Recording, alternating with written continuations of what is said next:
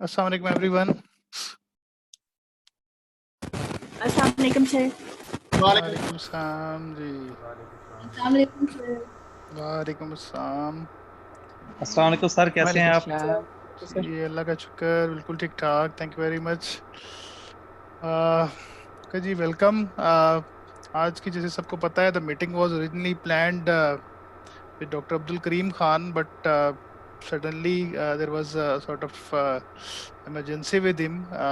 उनकी मदर जो है वो काफ़ी ज़्यादा बीमार हो गई और शी इज़ हॉस्पिटलाइज, इसलिए फिर उन्होंने एक्सक्यूज़ किया आज के लिए।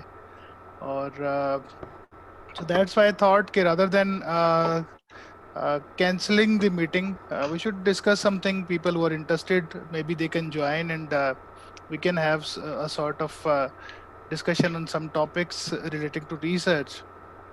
So the topic which I sort of considered कि we should be discussing, काफ़ी लोगों की एक topic के ऊपर request आती रहती है. Just a moment, ये sound ज़रा सा मैं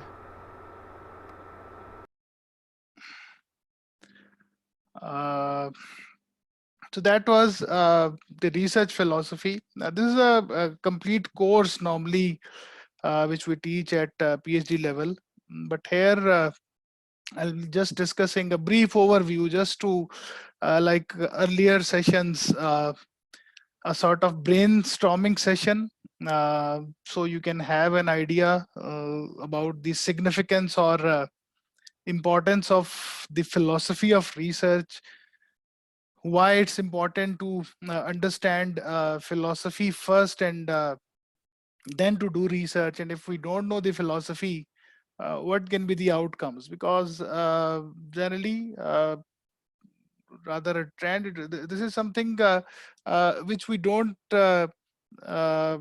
consider important, or maybe in universities when we are teaching research, we don't talk about the philosophy or what is the significance of philosophy, or why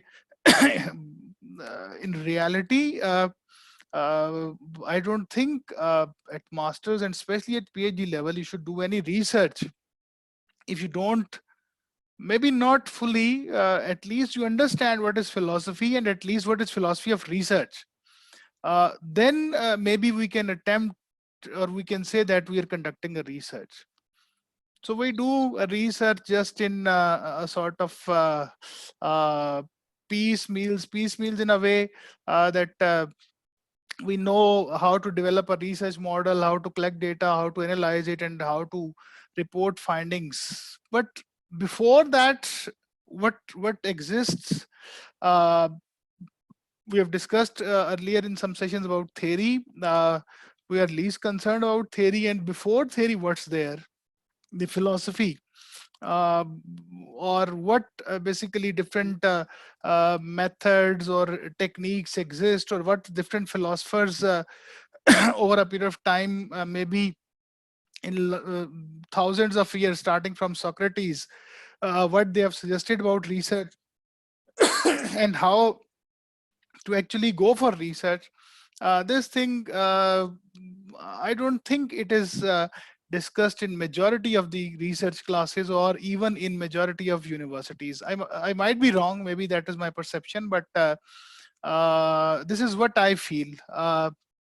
So any a comment or anywhere in any university, especially people who are in PhD, can they sort of tell me that whether in any class they discussed, they maybe studied a subject on philosophy, and now once they were clear about the philosophies, then they started conducting research? Yes, sir. In our university, my name is Aisha. Okay. Walaikum In salam. our university से fast school of management में हमें एक पूरा PhD में हमारा इस तरह structure हुआ है कोर्स वर्क कि हमें एक पूरा कोर्स पढ़ाया गया है फिलोसफी ऑफ मैनेजमेंट में। हमें दो कोर्सेज इनफैक्ट पढ़ाए गए हैं, एक थ्योरी जो है उसका अलग कोर्स और फिलोसफी का अलग कोर्स। और हमें सबसे पहले बल्कि doctor Mohammad Abbas was our teacher, उन्होंने हमें सबसे पहले ये बताया था कि इतना इम्पोर्टेंट है knowing the importance of philosophy and incorporating it in our research के इस वजह से हमें एक पूरा कोर्स पढ़ाया जा रहा है और उस कोर्स को पढ़ने के बाद वाकई हमें भी उसकी इम्पोर्टेंस की समझ आ गई। Okay, that's very good. And Boss definitely is a excellent researcher, so he must have taught in a very Awesome, good yes, way. no And, doubt, excellent and teacher. most of the universities, I think, course of philosophy. Rather, I should rephrase my question. This course of philosophy is taught in almost every university at PhD level, but how many students after studying the philosophy course, they were more clear about research, and when they started conducting research, they knew that, okay, if I'm conducting research, I'm developing this theoretical framework or model that is linked with this philosophy or this school of thought. Any other comment from anyone else?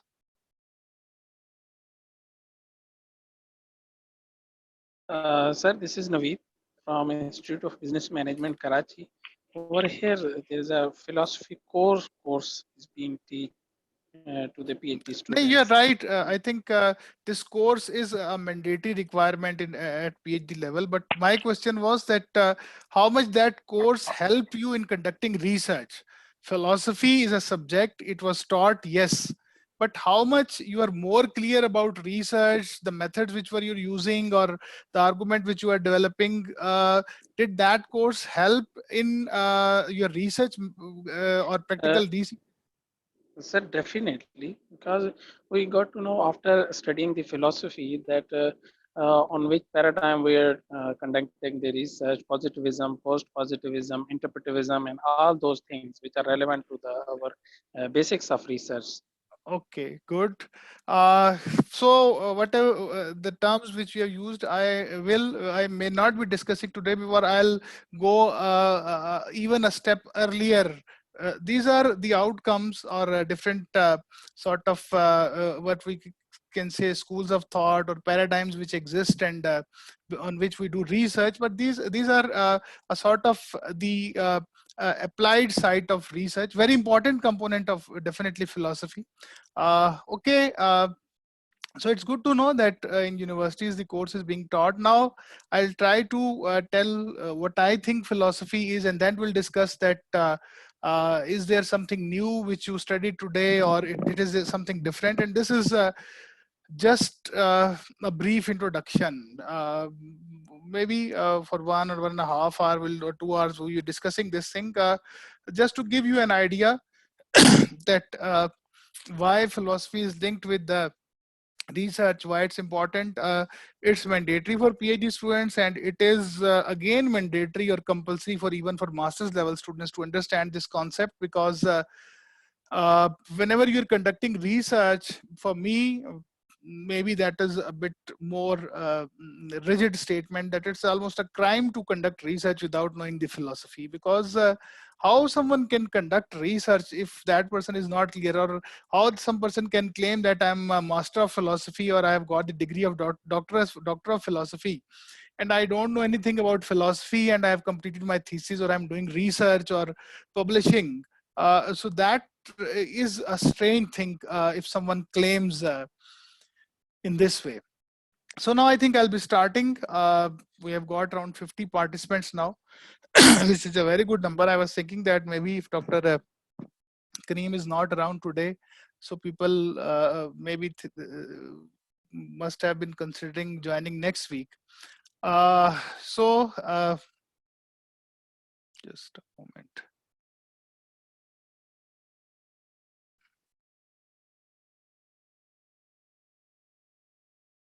So I hope these slides are visible now.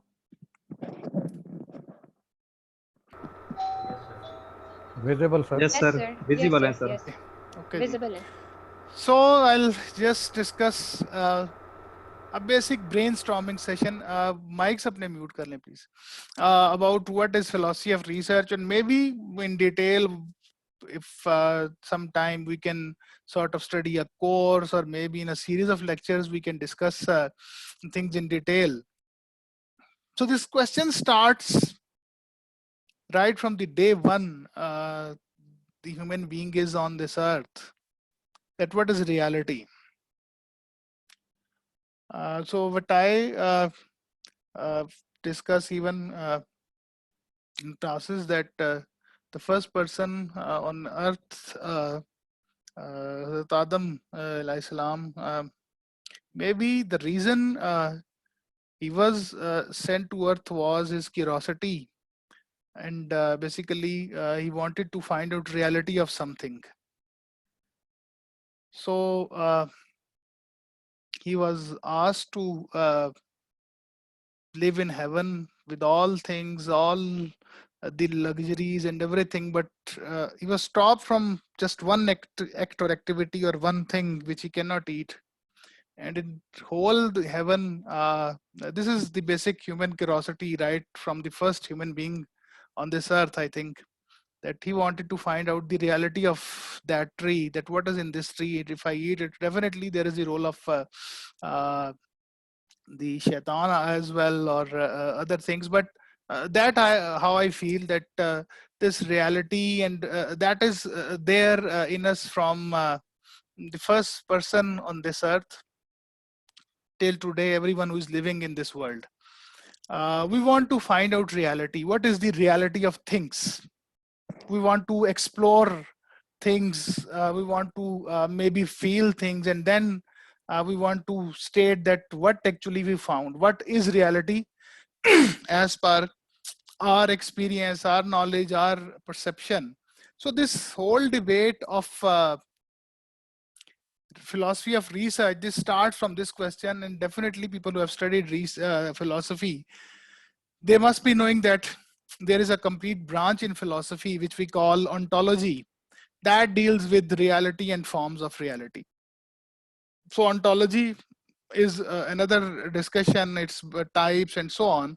So I'll skip different things, just try to give you an idea that how philosophy is linked with research. So I've especially made today's presentation on some key points only. There is no detail, even maybe there is no philosophy in today's lecture, because even if we start discussing about one philosopher, it can take many classes. So I'll just briefly discuss some points. What is reality? And so this debate, it starts different philosophers. If you can see, there are different things in this picture. So it appears, what I can see is maybe a chair, a kid sitting there, maybe a dog, and maybe an ice cream. So two people, one on left and one on the right, they are looking at these objects and trying to tell what is the reality of these objects. What is this? What are these things? And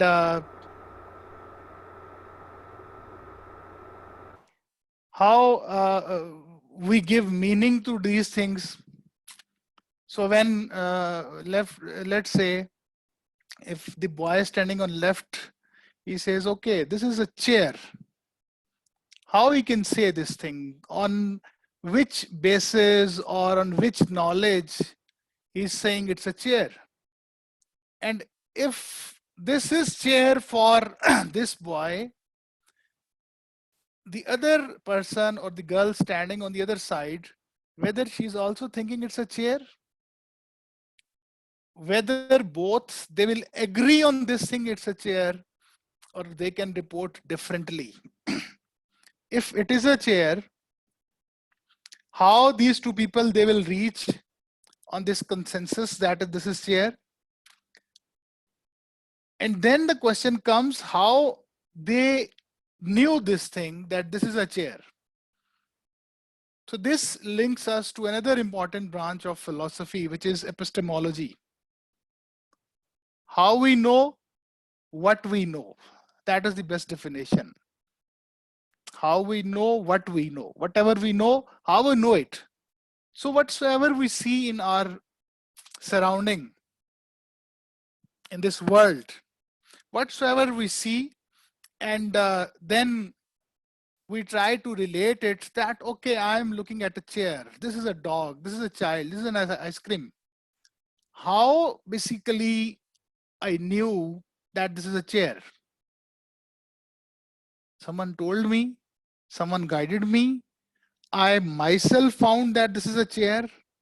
There must be a time in life, my life, or I think in the life of everyone in this meeting today or lecture today, you must have seen this chair first time in your life.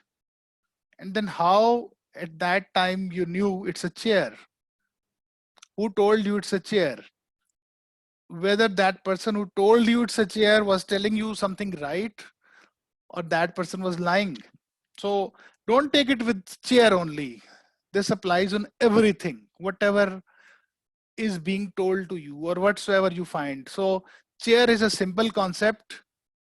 What is justice?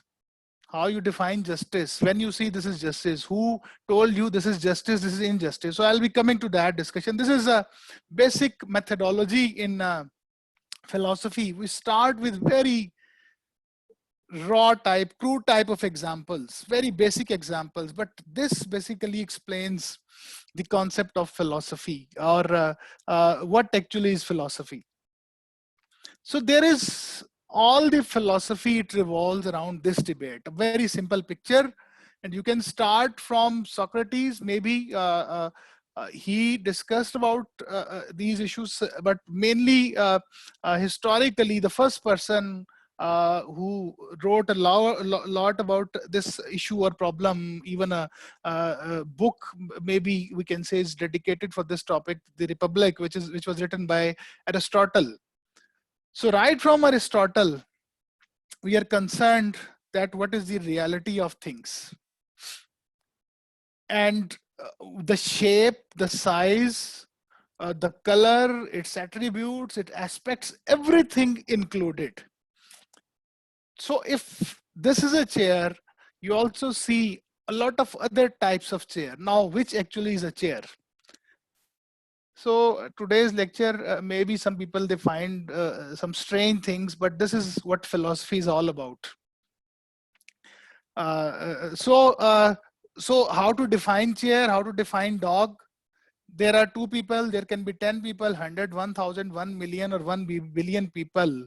Whatever they see, how they report it, how they found this thing, that whatever they are looking at is something actually what they are reporting. If they are saying this is chair, it is actually a chair, or this is something else and they are saying it is a chair. So I think for some people, maybe they might be thinking that how I'm going to relate it with research. Now I'll move ahead, then I'll come back to this picture as well. So the first person to consider this problem in philosophy was Plato. And he gave a very popular theory in his book, Republic, the theory of forms. Plato believed true reality existed beyond normal perception of the world. What we perceive around is a shadow of this truth.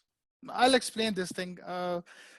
जारी बात है, प्लेटो की बातें हैं तो थोड़ा समझने में थोड़ा टाइम लगेगा, but whatsoever we see in our surrounding, that thing is linked with the form of that thing.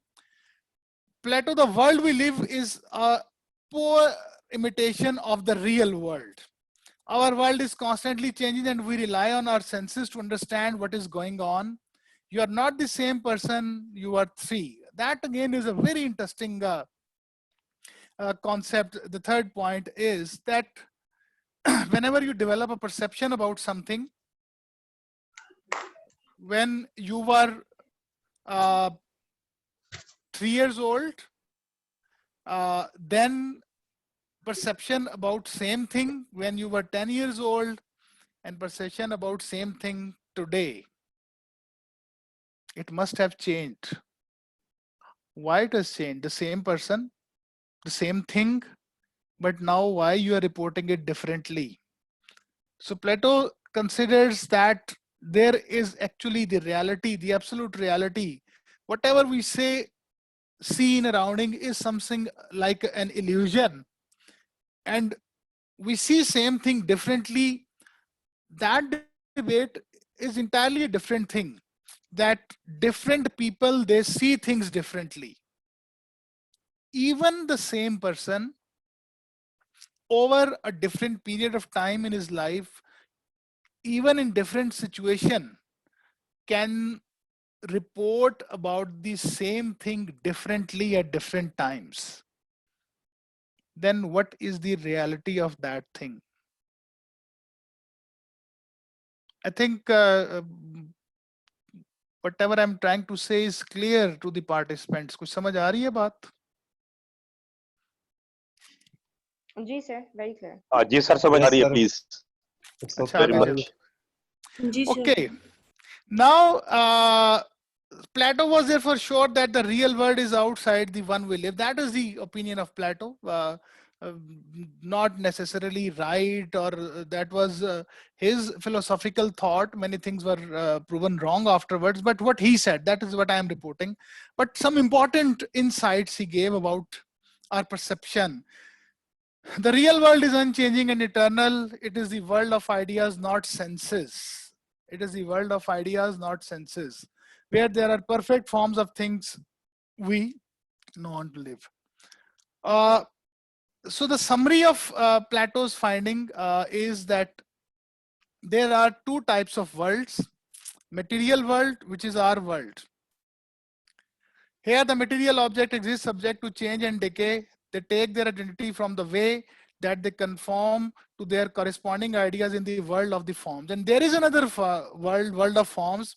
Here the patterns for the object and concepts for the material world exist in state of unchanging perfection.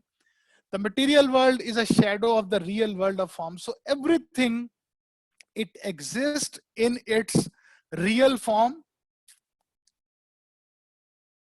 and we live in the world of shadows. We see their shadows. That's why they keep on changing. Whatever we see in our life, whatever people they are looking, if that is something constant, then why our perception about this thing is changing? It means that there is no change in that object, on that thing, or that process. Basically, that's a change in ourselves. So that he is giving the concept of a shadow world, our world. If the job of philosophy, it is the job of philosopher to break free from shackles of the material world and find the world of the forms. This is, I think, the sum of the whole philosophy of Aristotle. That's why I said, why philosophy linked with research? It is the job of philosopher, or maybe a researcher, to break free from the shackles of the material world and find the world of the forms. So if we focus as per, again, I would say Aristotle, it's not my opinion. If we keep on looking the world the way we see it, the way we say what is reality, that will be something which is based on our perception, or it is the things in a shadow world, and every person will be reporting differently. So to reach at a consensus, the researchers, it is their duty. Maybe laymen cannot do this thing. It is their duty to come out of this material world and find out the actual world of forms. This is what all the scientists or the researchers, they are trying to do. This is what they did historically, whenever they formed some sort of law or something like that. So they tried to find out the reality, what actually is the reality, using different methodologies or techniques or methods. So this is something which not everybody can do. Majority of people, they prefer to live in material world, and they are maybe not even concerned about the reality of things. What is reality, and why we should be interested in finding out reality. So whatsoever I see, that is the reality for me today. Tomorrow it might change. After 1 week it will be different. After 1 month it will be different. So scientists or researchers cannot work like this way. They have to report or find out the reality, which as per Aristotle is in the world of forms. And to find out reality of things which is in the world of forms, you have to exert effort, you have to work hard, you have to use different methods or techniques to find out reality. Otherwise everybody could find it, everybody could report it. So this indicates that maybe the philosophers or researchers, they are different type of creatures.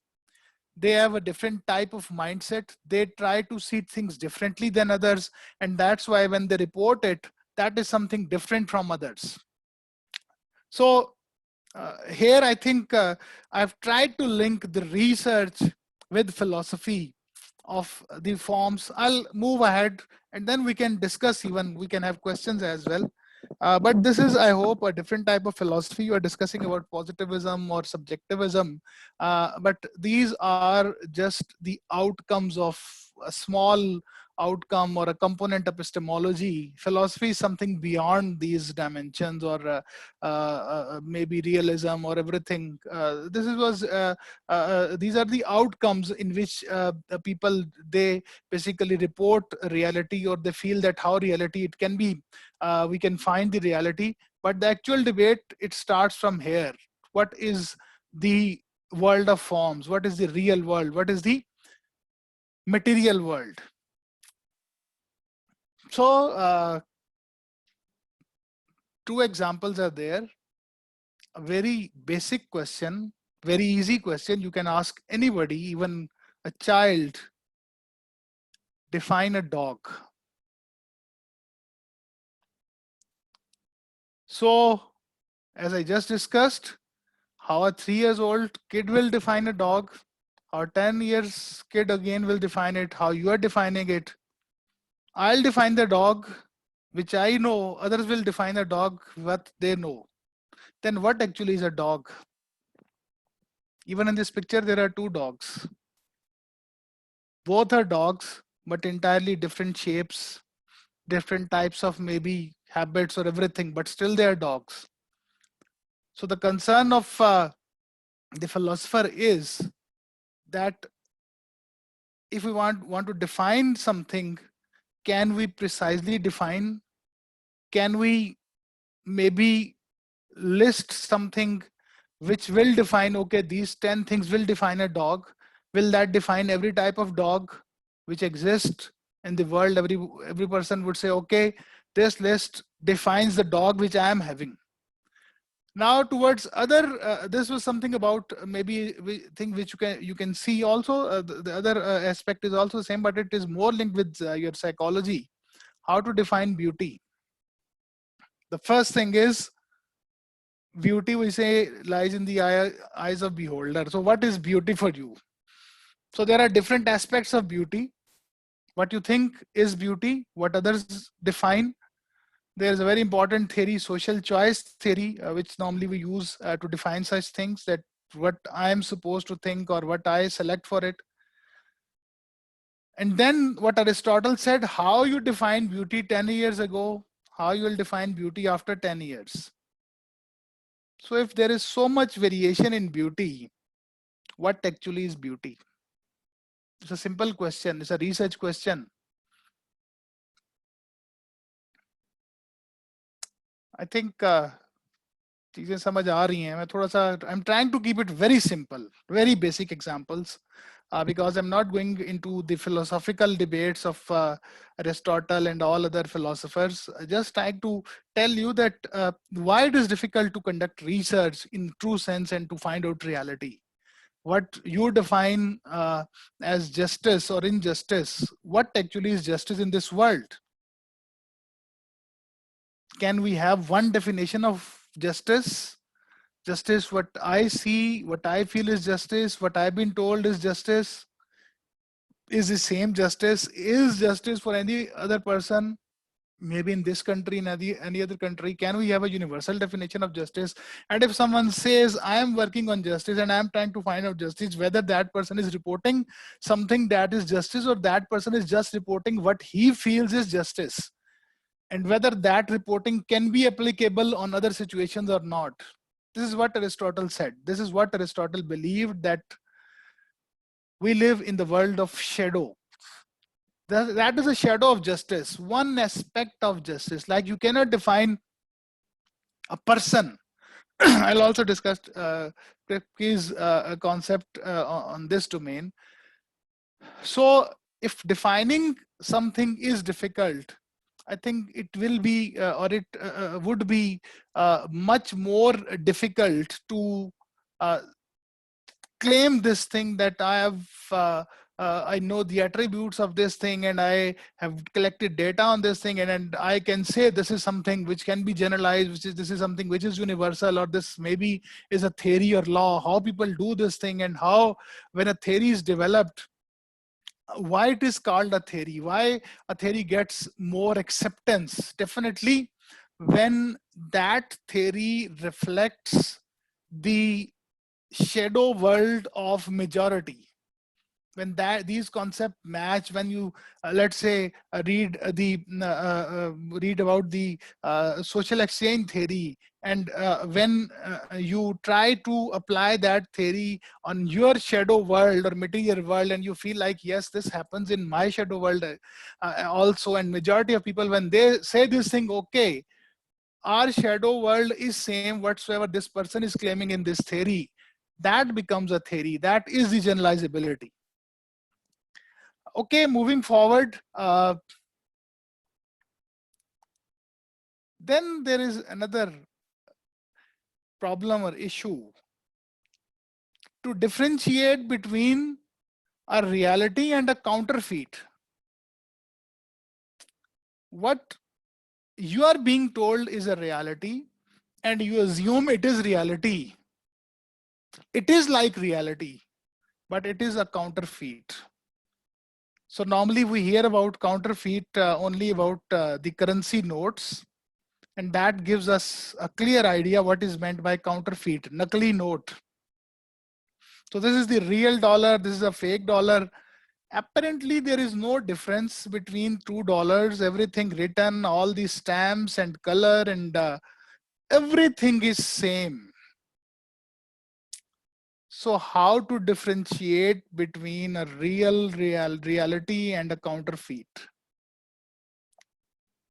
If you can understand this issue, I think you will understand majority of the problems in this world. Because the reality which we think is reality, this is something real.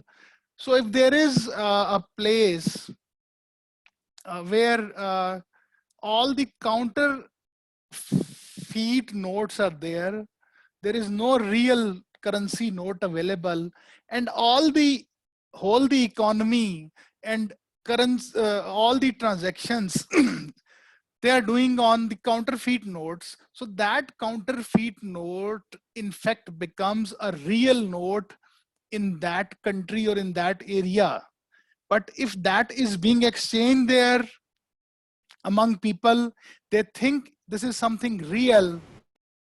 It doesn't make that currency note real.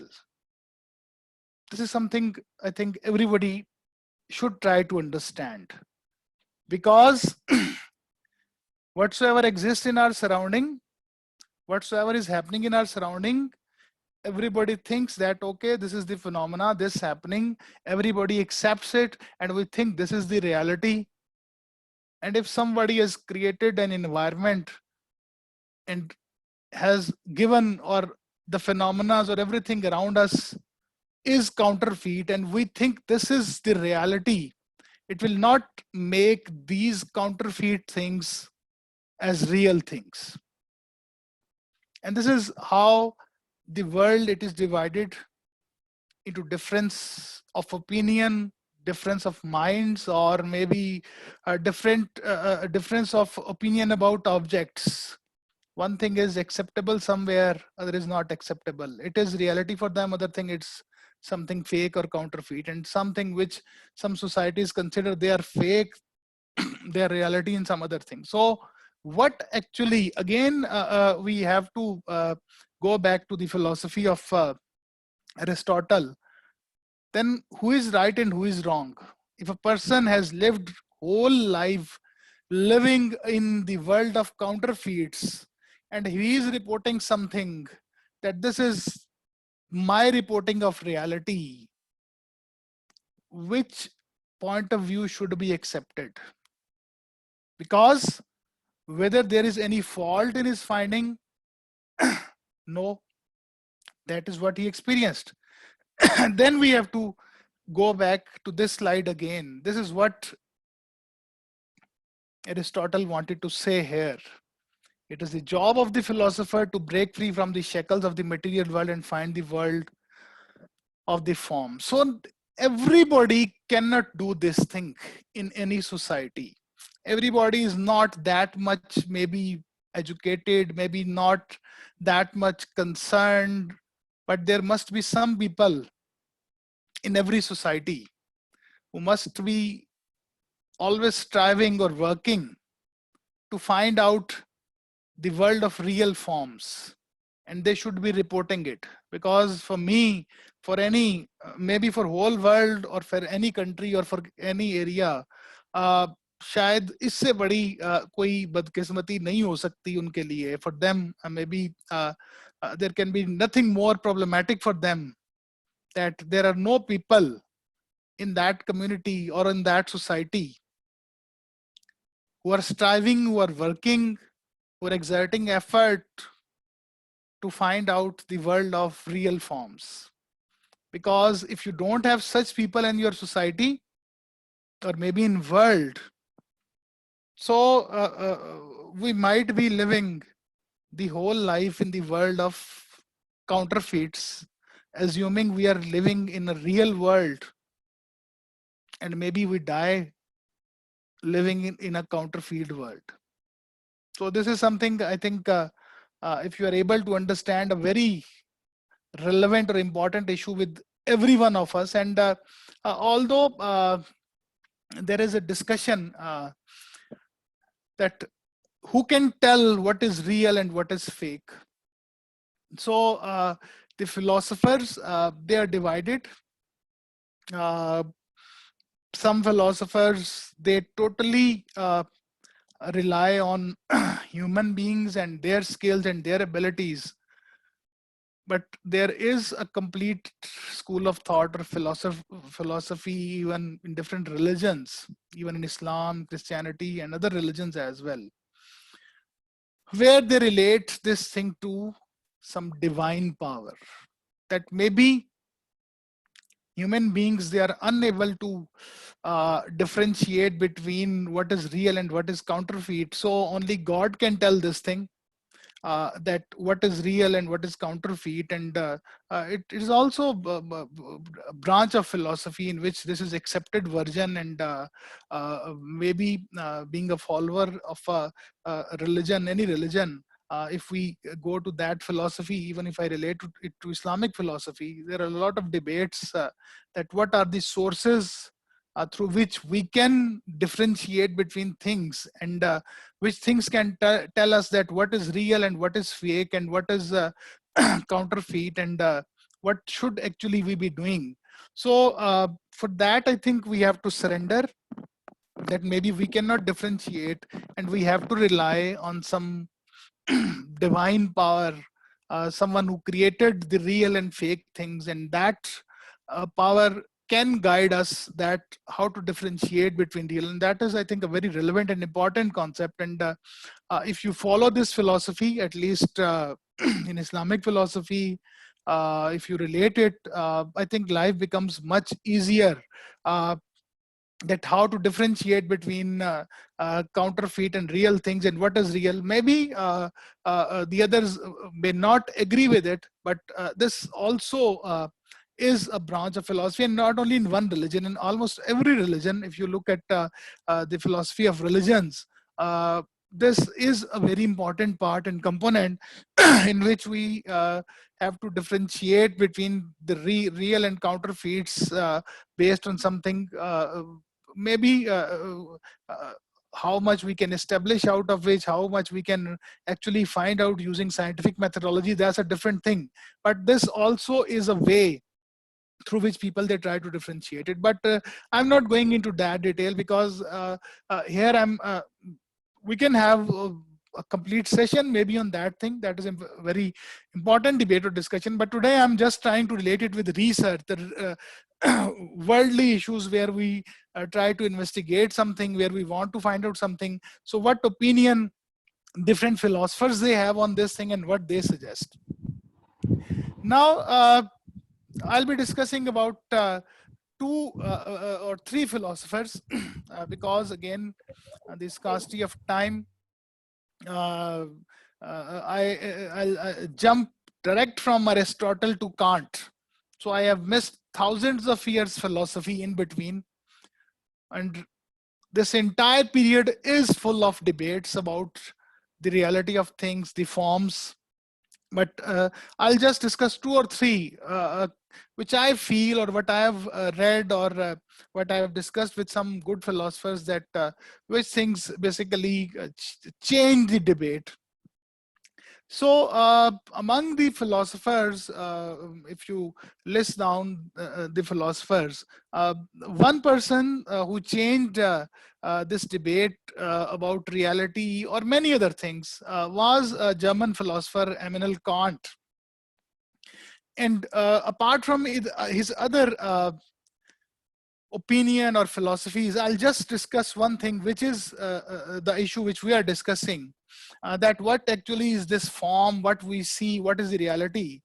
And he called it transcendental idealism, a very important concept. You can read on it in detail. Kant is someone worth reading for any philosophy student. I think a lot of discussion, very important debates, a new way of thinking about different aspects of philosophy. And today, whatsoever we study or read about ethics, I think everything is attributed to Kant, but he also discussed many other things as well.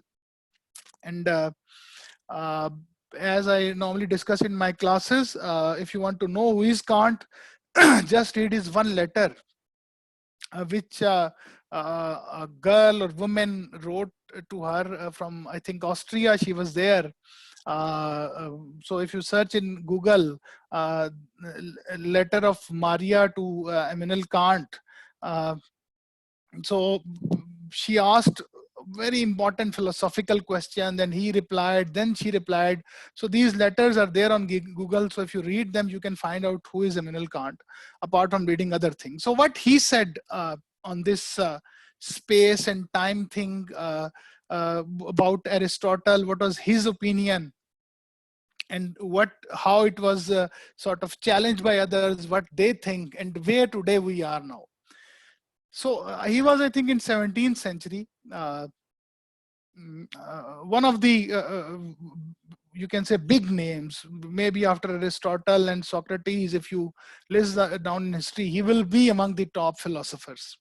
He says that in this idealism, space and time are merely the forms of our sensible intuition object. They are not beings that exist independently of our intuitions, nor are the properties nor relations among such beings. I'll read, then I'll explain. The objects we intuit in space and time are appearances, not objects that exist independently of our intuition. This is also true of the mental states we intuit in introspection in inner sense. In intuit only how I appear to myself, not how I am in myself.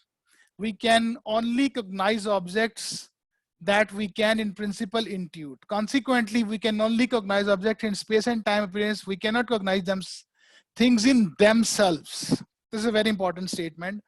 Nonetheless, we can think about things in themselves using categories. Things in themselves affect us, activating our sensible faculty. So he changed this whole debate and related everything with our senses, our thinking, or our intuition. So if I sum up what Kant suggested, he says externally there is no real world. That again is a very strange statement. Externally there is no real world. Everything whatsoever we see in our surrounding is what we intuit.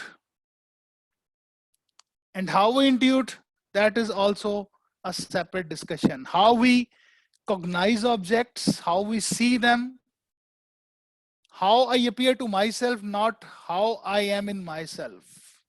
What I am to myself is different than how I appear to myself.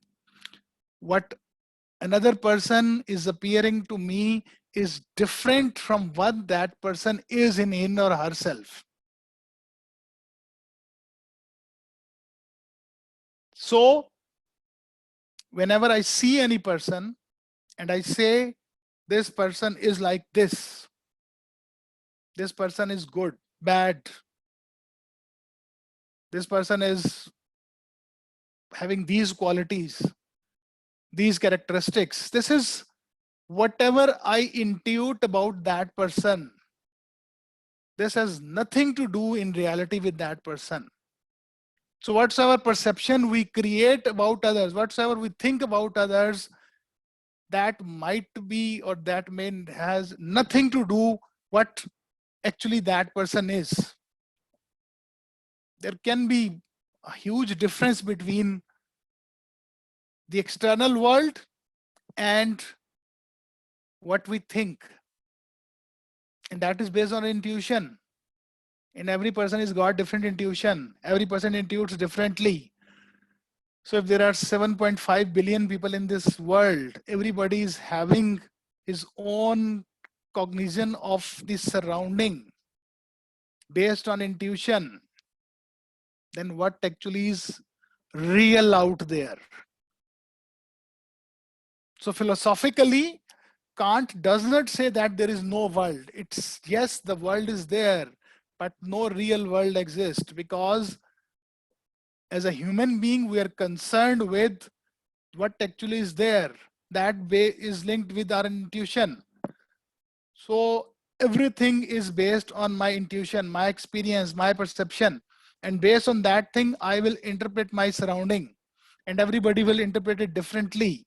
So if 10 people like we just saw the example there. So if they are saying that this is a chair, everybody has got different type of intuition about the chair, and based on that thing, know what actually is a chair. Maybe we cannot define it.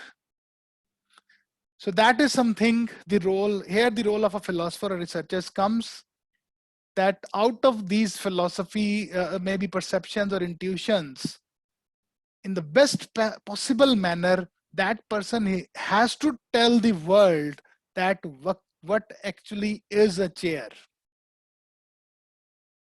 It's not necessarily that is perfect or that is right,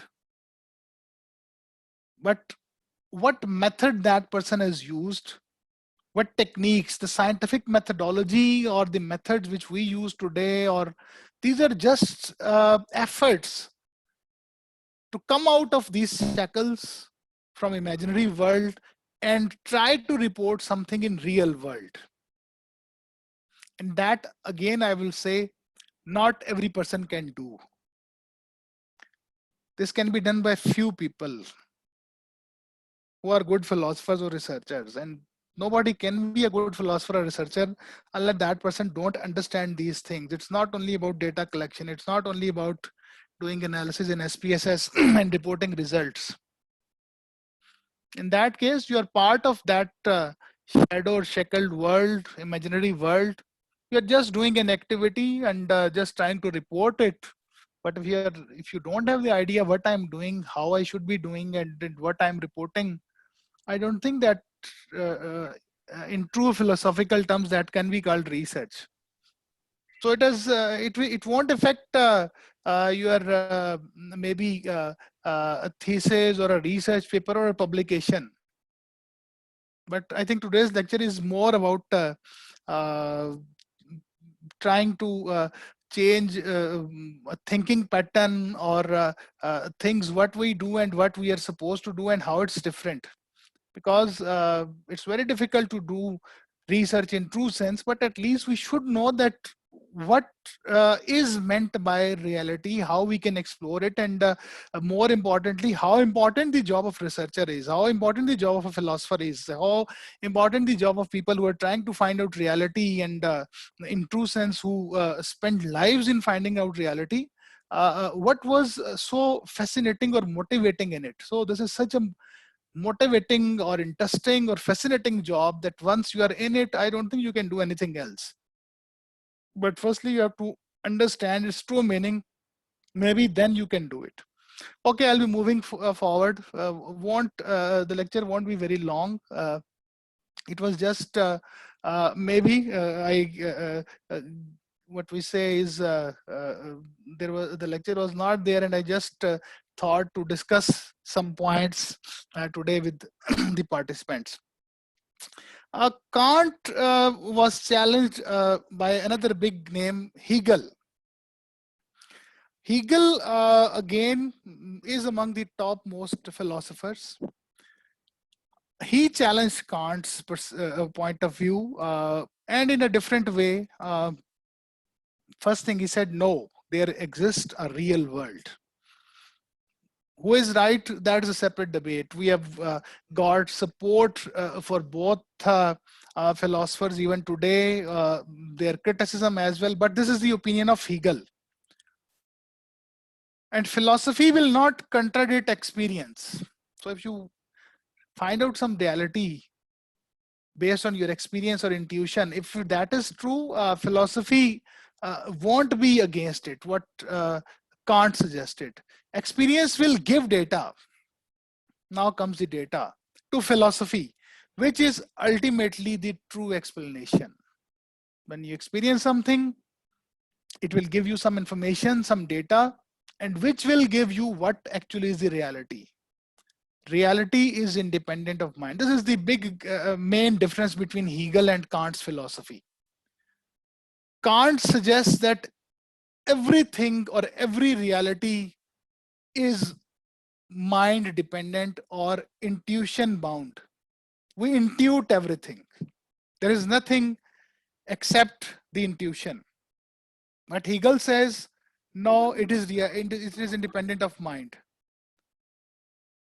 Objects do exist. Unlike Kant, who said that there are no objects, there is no reality of objects. Based on intuition, we report it. But he says that yes, reality is socially constructed.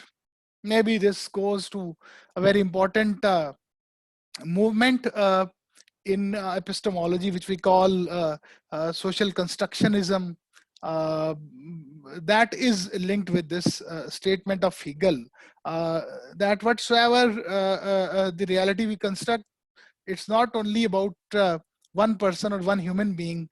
The society also constructs this reality. Now I'll discuss, this is the last slide, about another philosopher, not much known name, but he also changed the course of philosophy. Kripke, he's still alive. Even his biography, his life events are unbelievable. So he was born in 1940.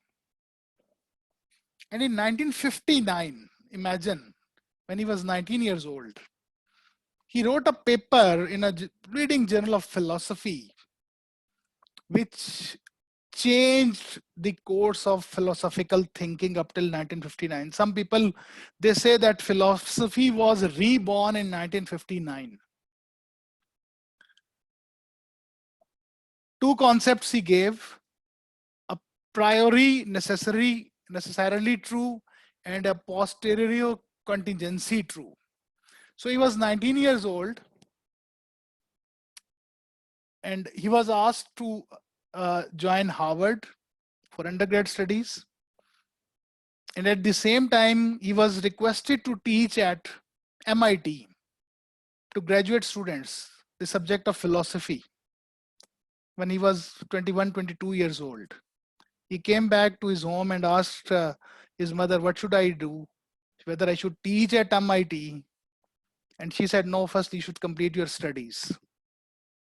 This is again a very amazing line which I read in his biography. A 22 years kid, a young man, is being offered to teach at MIT, where people dream that they can even get admission. And mother says, no, you should firstly complete your studies and you should not teach there. And in 19 years age, he gave this concept. Then in 1970s, he is unknown because of different reasons. Number one, he did not study after undergraduation. Number one, although he's still a professor, I think in some leading American university. Second, he rarely published his work. Even you won't find many of his speeches on internet or maybe Google or YouTube.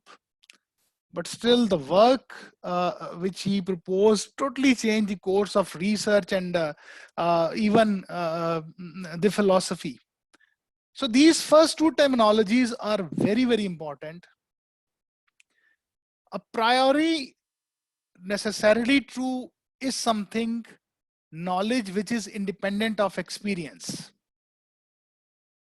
That's a very strange type of knowledge which is suggested, that we don't need knowledge about many things, still we know them. So that is a difficult type to define, how we know something, but still it is there. So you can relate it with anything. You never go to a university, school, or college. Even a kid, if that kid feels a pain, he knows it's a pain. So there are things which we know without experience, or maybe without having any person to guide us. Maybe in our what we can say instinct or something like that. So this is a very debatable point. But the other one is the posterior contingency truth that cannot be justified without the truth that cannot be justified. So you need justification. Now this is the real knowledge, this is the truth, and you need justification. So that is the posterior contingency truth. So if we relate these 2 points, to a large extent, the whole debate of philosophy, starting from Aristotle to Hegel, he summarized it. Something is there which we know, which is inbuilt in our intuition, some things which we know using our experience. And then in 1970s, when he was teaching at Harvard and other universities, now even in 70s, he was just 30 years old. And during these teachings, he did not publish.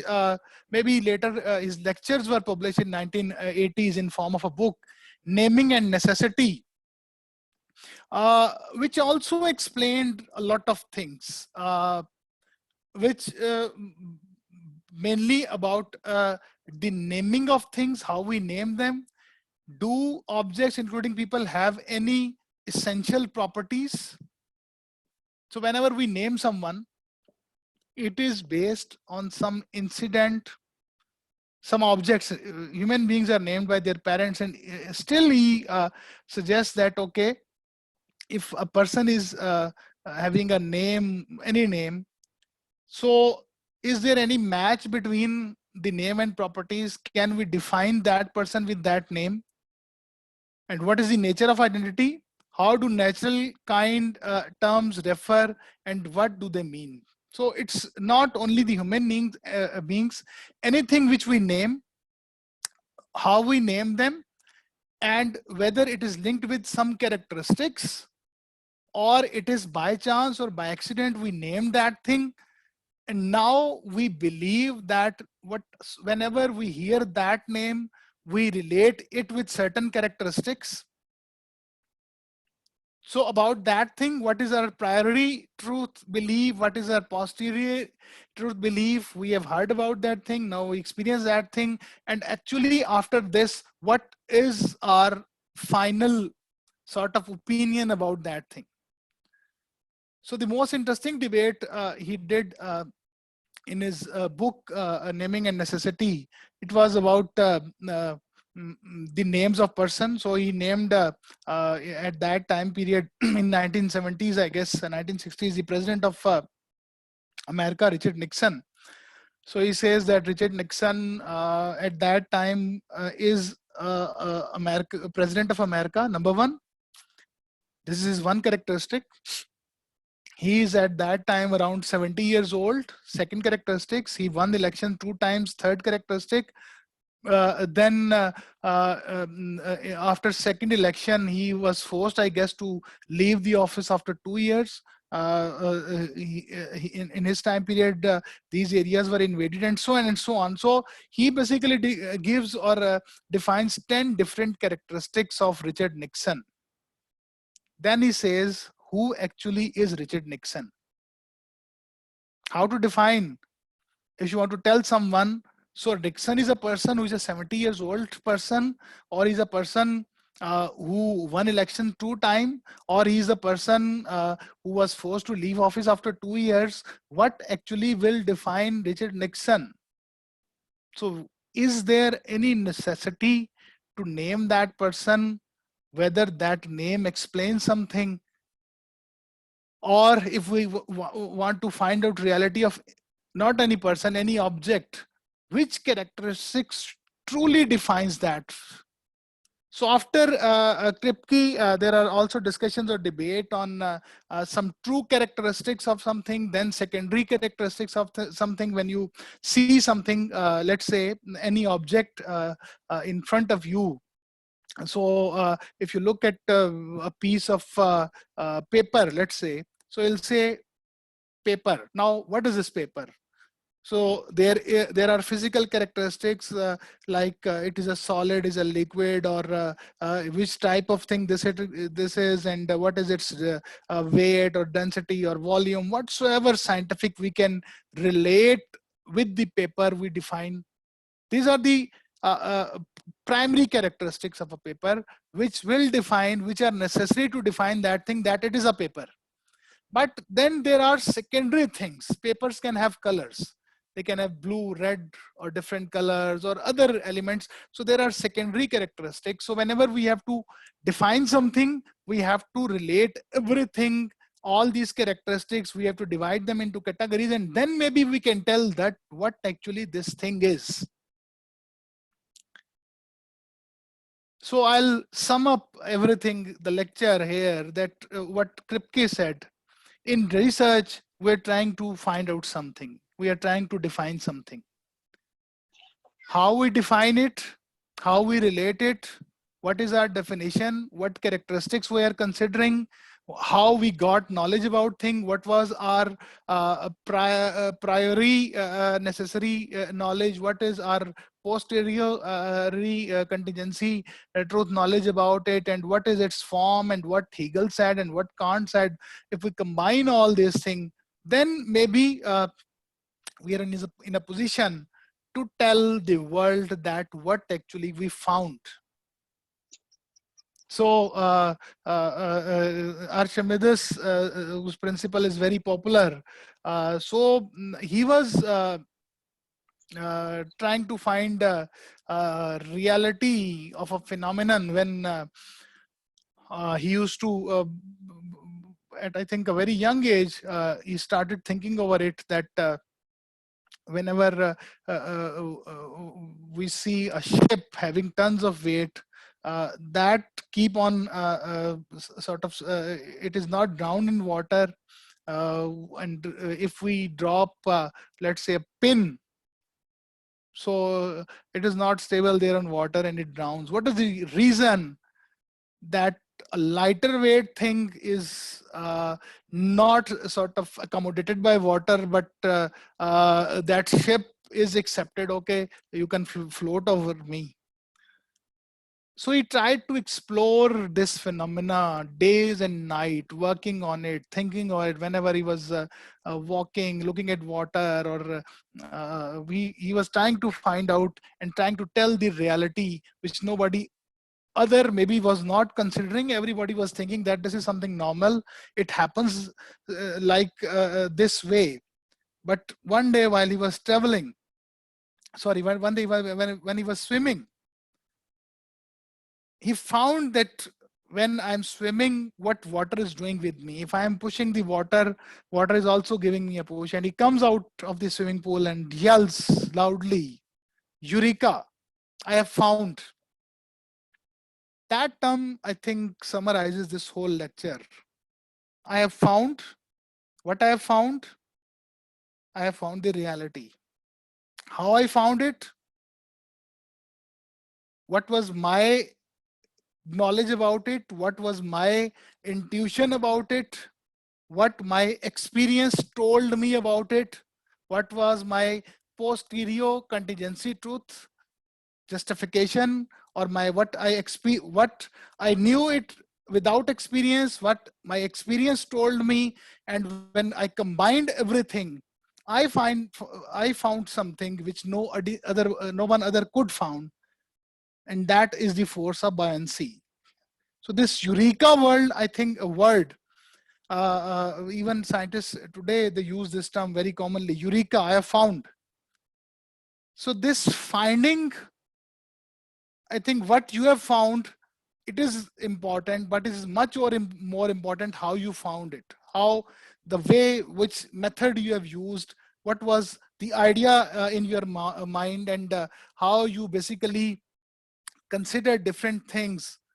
And if you have not read about philosophy, I don't think you can ever find reality. If you don't know what actually is reality, if you don't have an idea what actually is reality, how reality is being defined by the philosophers, what they think is reality, and now I'm trying to do the same thing, what Aristotle tried, or Kant tried, or Hegel tried, and I'm also trying to find out reality in a different way in my area of domain or my area of expertise.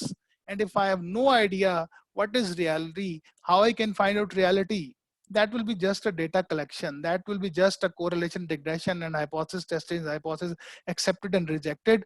That won't be a reality, and then that won't matter much for the world. You have to also remember this thing. Whenever you just try to forcefully find out something, और जबरदस्ती आप जो है कहते हैं कि मैं किसी तरह कोई reality report कर दूं, maybe you are lucky enough that is accepted in your thesis, or that is published in some paper, but what value world will give to this finding, or how much valuable it will be? It's not the problem with us, with all the researchers. That's why most of the research, specifically in management science, people say it's a vast wasteland, because whatsoever they said is reality was not actually reality. That, as per the word of Aristotle, was illusion of a reality, or that was a counterfeit. This is the solution of this problem. That actually is not the solution of the problem. And if you report that solution, maybe that is published in a research paper, but that won't work. In reality, when it won't work, it will not be used by anyone. And ultimately, you will have a pile of studies or research or publications with you. But in reality, only you will be knowing that I actually found nothing in my life. I never tried to explore reality. I simply collected data and reported yes, that is a positivist approach, but positivism also comes out from a stem of philosophy. What is positivism? You have to link it with these things. Then you can say, okay, this is the reality. So I think I should conclude it here. This was a general overview. I just wrote these slides or lines today, maybe in last 1 hour, what was there in my mind to just discuss. We can have this detailed debate discussion on it, but it was just a brainstorming session for researchers, especially for good researchers who want to do some good work, that what actually they should be doing, and what actually is sort of supposed to be done by any researcher. Thank you, Ji. Any questions or queries? Well, I'm Ahmed from China. Are you listening, me, sir? Yes, yes, I'm listening. Yeah, after your lecture, this amazing lecture on the philosophy, I became confused on myself because I'm a researcher, adult researcher, new researcher in the field. So I was thinking that I'm not complete without the philosophy. The question is that a researcher, those who are in the field of research, I'm not talking about the PhDs, just not on doctorate degrees. I'm talking about the new researchers who are doing their MS, MPhil degree. So those who are doing their research, publishing papers, they are going in the field, get the data, go through the behind of the reality to find the reality. Is they all not called researchers, good researchers? Because they don't know about the philosophy, just like me. I never studied about philosophy. Okay, a very good and relevant question, especially I think the people who are at master's level, most of them must be having the same question. So whenever you start learning anything, there are phases or sort of different levels of learning. So when you start research, I don't think you can straight away start from philosophy. So if you have maybe at master's level, ideally you must be knowing something about philosophy. But if you don't know much of philosophy, so you should not be worrying. The first important thing to start research is to know what actually is research, how to do research, what are the methods of doing research, and what techniques we know, which we call a sort of secondary things associated with research, how to collect data, how to analyze. So unless you don't have, you don't know these techniques, there is no utility of studying philosophy. So I think this also is a right technique, but for in the beginning, once you start publishing, or once you start doing sort of which I would say a higher level of research or quality research, at that stage you must be knowing it. So if your paper is published without the knowledge of philosophy, I won't say that is not research. That is a research. You found something, but you found it without knowing what you are doing. So any person who don't have any idea about medicine, and if that person somehow learns that if person is having temperature, and if I give paracetamol to that person and that person becomes okay, it doesn't mean that person becomes a doctor.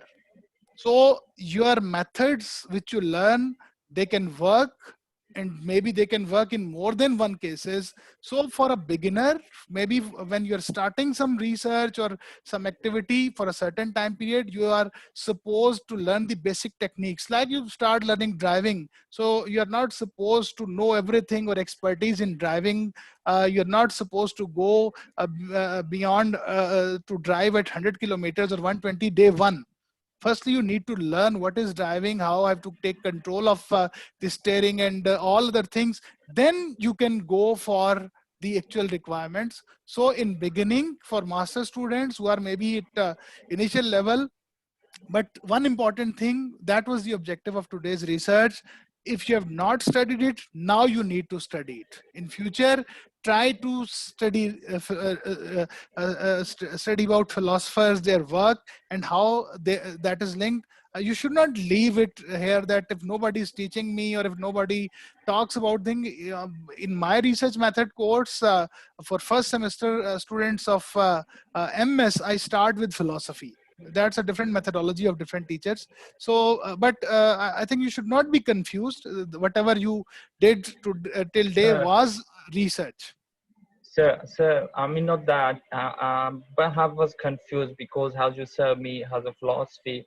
But I have a question here also. The question is that, look, the researcher, as our teachers taught us in China, mostly they don't depend on theories. Chinese people don't like the theories. They they go to the objective, find the gap of the, actually the research means that find the gap and go through the data gap. Okay. I can understand your question. This is happening everywhere around the world, even in Pakistan. But again, I would relate it with Aristotle's world of illusion. If majority is living in illusion, so it's your decision to start living in illusion or to live in real world. If most of the people, they are not doing the research in the right way, so it's not necessary to follow them. It's your choice that you start doing what they are doing, or start doing what actually is required.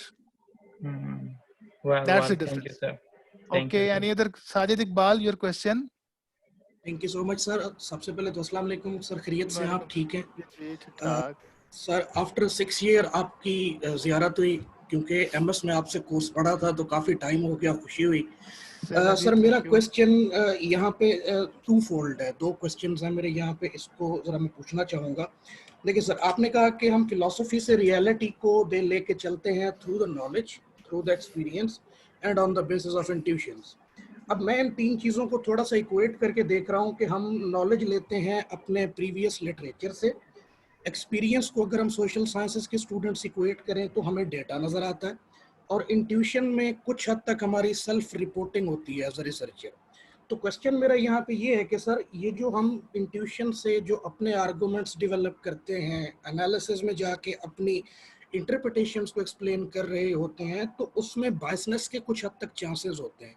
सो इस biasness की किस हद तक हमें potency की permission होती है कि हम कर सकते हैं?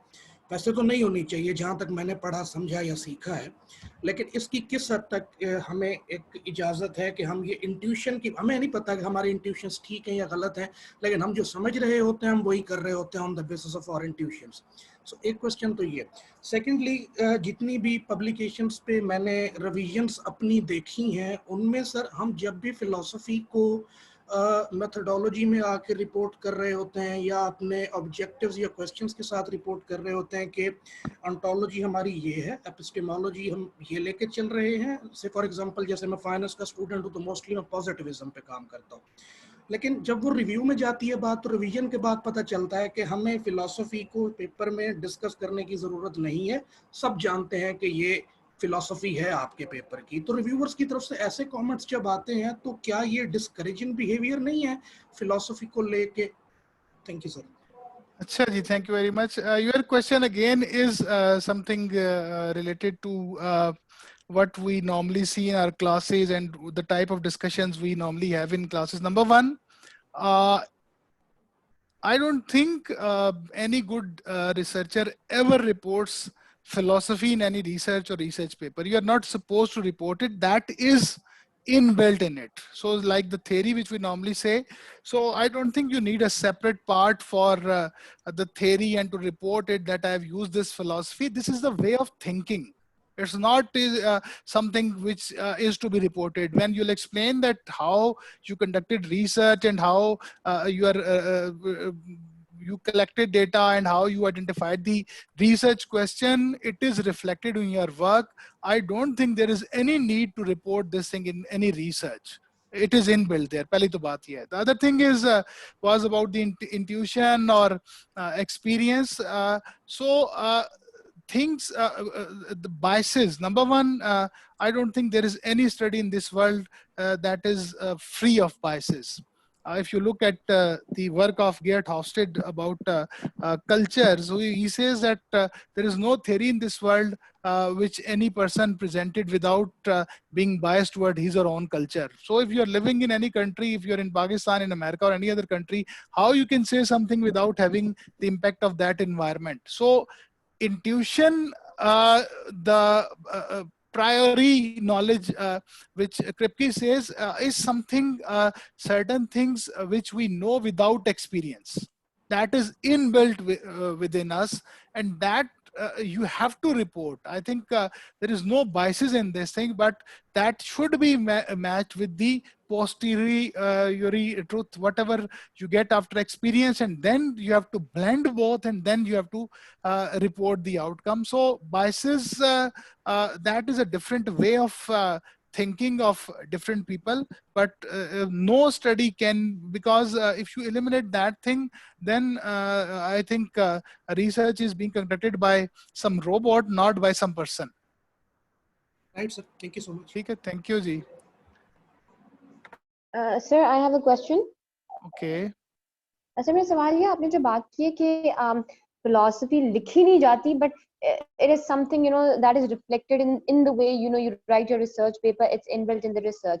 आप कोई एग्जांपल दे सकते हैं कि मतलब कोई एक ही चीज जो मतलब एक तरीके से लिखी जाए जिसमें फिलॉसफी रिफ्लेक्ट हो रही हो, और दूसरी तरीके से लिखी जाए जिसमें हम कहें कि ठीक है रिसर्च ऑब्जेक्टिव भी है, डेटा भी कलेक्ट हुआ है, मेथड भी फॉलो हुआ है, हाइपोथेसिस टेस्टिंग भी हुई है, लेकिन इसमें फिलॉसफी नजर नहीं आ रही. इस चीज को थोड़ा एलैबोरेट कर सकते हैं? I think you should start this thing when you are developing your argument, or how you identified the research problem.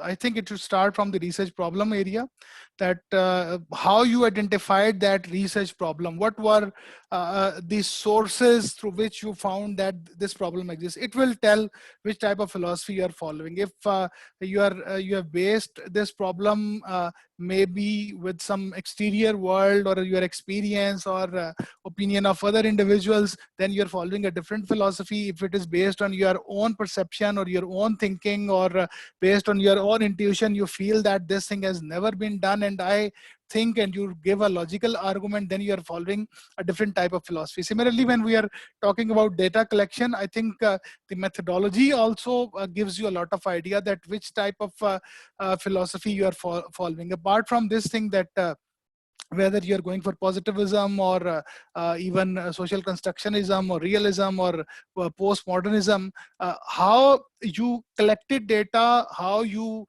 sort of tried to find out reality. What was your method? Whether it was some sort of questions being asked, or whether it was some sort of experiment being conducted, or whether the data was there and you simply use that data for analysis. So everything gives you hint. So for that purpose, I think you should read the good articles or papers of I think these philosophers or big names in research in top tier journals, or papers which are published in quality journals, that how they have identified their problem. You can look into any article of any leading researcher. He will never mention generally the theory is used. Some people mention, some mostly they don't mention. They won't mention the philosophy which they are using. But when you read that article, it is clear after reading it that which type of philosophy is being used. So it is reflected in different parts. Maybe when you are talking about the problem identification, then maybe in your methods part, that is more relevant, because methodology differentiates the philosophy. Which type of method, which method you believe is more relevant, whether you're sort of following the concepts of Kant or Hegel, that there is a real world and reality exists, or everything is sort of illusion and we are just collecting information. So through practice, and I think the best strategy is to go for good articles in this domain, and then maybe you can find out its method. Thank you, sir. That's actually a very good suggestion. To read good articles, I think. Ji, that will help. बहुत अच्छा तरीका होता है. जी. Okay, there is another question by Muhammad, just name Muhammad is written. No question. Okay, any other comment or anything somebody would like to say about today's lecture?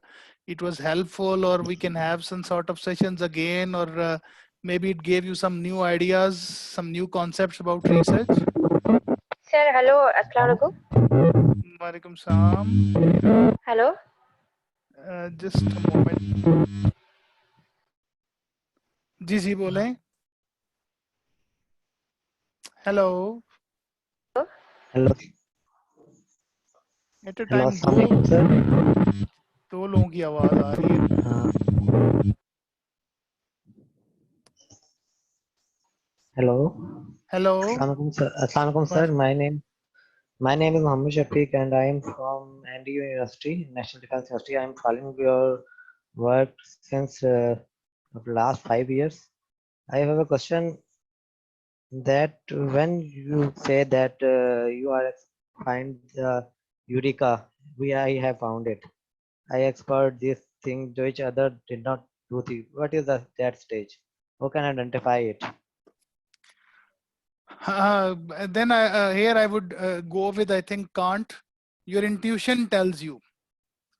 The thing which you have found, if that is something amazing or that is something exceptional, your intuition will tell you. Even when you do research, normally intuition is telling what's happening, what you have done and how much valuable this thing is. So I will relate it with another field, because I read biographies of different people in which fields basically they worked. So I was reading about some musicians in India and developing very quality music, and it was asked even to some singers that whenever you sing some song and whenever you develop some tune, can you tell this thing before that tune or song is released that it will be successful? Yeah, they said yes. Almost more than 90% cases we can assess it correctly. Our intuition is telling this is something amazing which we have developed, or the singer says my intuition is telling I have sung something amazing, and most of the cases that is successful. So in research, when you number one, definitely you know how much time you have spent working on it. Eureka word don't comes in 6 months time period, or maybe in 1 or 2 years, maybe 1 or 2 years, maybe you can find out. But if you just start working on a research paper today and after 1 month you expect that you can say that Eureka, I think it will be a difficult thing. People, when they spend their whole life finding out the reality, or they work on it and then ultimately they find out something amazing, naturally the sound comes Eureka. Otherwise, I think the sound is of very low intensity. There's, yes, there is something, but it is not something which will be do something big. Very well, sir. Thank you. Thank you. Welcome. There will be there something criteria evaluation of yourself that other people think that this is intuitive. This is I think then you have to rely on your people in your surroundings. If you're doing research, your mentors, your teachers, they know it, that what you're doing and what exceptional you are doing and how it will be working. So you should also take their opinion or feedback about from your own intuition. If they also sort of endorse your opinion, then definitely that is something big. Very well done. Thank you, sir. Thank you, Thank Ji. you. Thank you. Tahira, I think there's a question from your side. Yes, Assalamualaikum, Dr. Sajid. Welcome, Sam. I just wanted to ask that you have pinpointed the intuition and different perspective. There are so much concept in my mind that intermingles. There's a difference. There's authenticity, there's consciousness, there's awareness. When you said the word that intuition, that you have some kind of intuition that it will be successful or not successful, then you're also saying that I'm a little hopeful that our project will be a success or our project will get into a loss. So there is a difference between hope, optimism, or this or that. There's a lot of concepts that what overlap with each other. So yes, I think you're talking more about psychology. Yes. So from my point of view, when we are discussing about philosophy, that is work more on when we are constructing some kind of questionnaire, because we are more into quantitative type of research, right? So whenever we develop a questionnaire, then we think from the philosophical point that how I'm going to retrieve that information from our respondent or something. Number one, yes, whatever I'm saying, maybe to make it more clear to master's level, MS level students, because I think it's very difficult for them to sort of conceptualize everything at philosophical level, that how to relate it. So I have to give examples of a questionnaire or the methods of data collection. Otherwise, in philosophy, there is no debate on this thing, that how you collect data or you analyze it. They just give you an opinion, all these philosophers, that how you can find out reality. Second thing, the terms which you are using, they are linked with intuition. Basically means the way of knowing yourself, how much you know yourself. How Kant also defined it, that my awareness about myself and what actually I am. So all these factors, they are related with intuition. And the philosophical meaning of intuition, maybe they are different from the definition in psychology, because the terms hope or all these elements, or sort of psychologically, when we think that we have done something which is good, or something which will be successful, it is linked with that intuition. For that, I would recommend you to read the whole discussion or debate by Kant on intuition.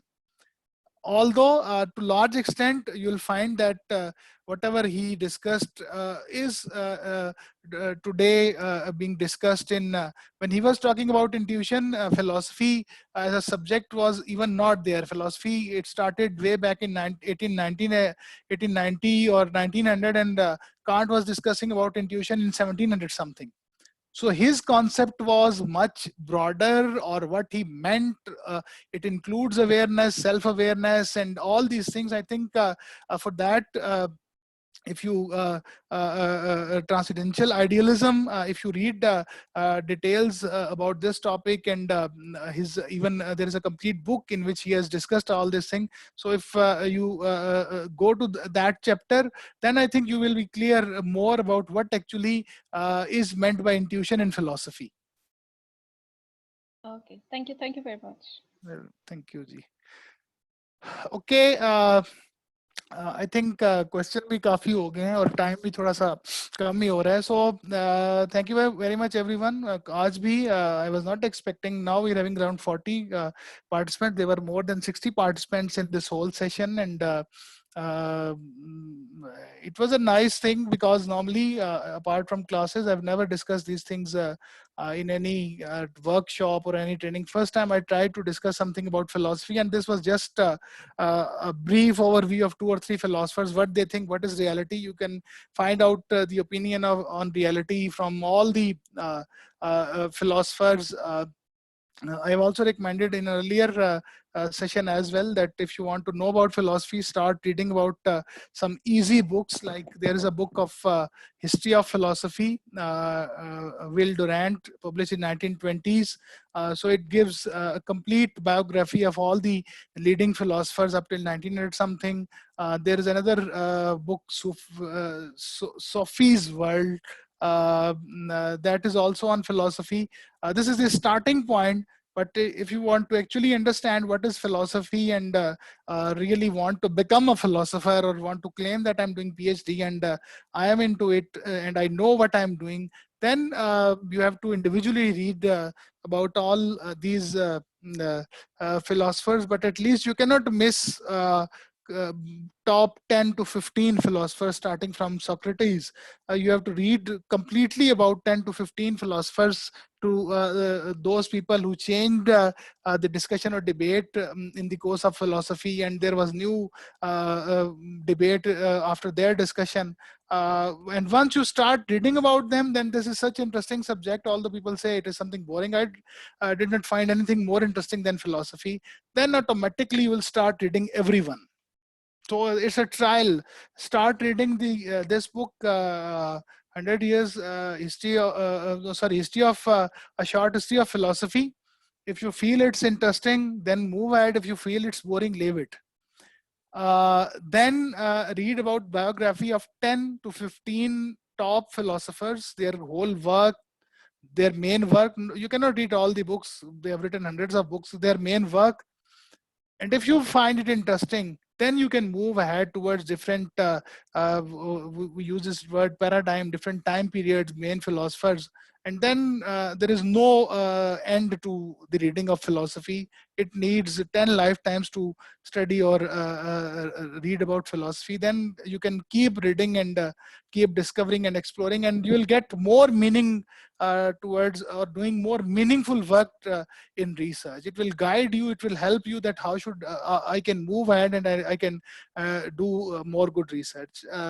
Yes, Mr. Ibrahim, you have raised hand. Any question from your side?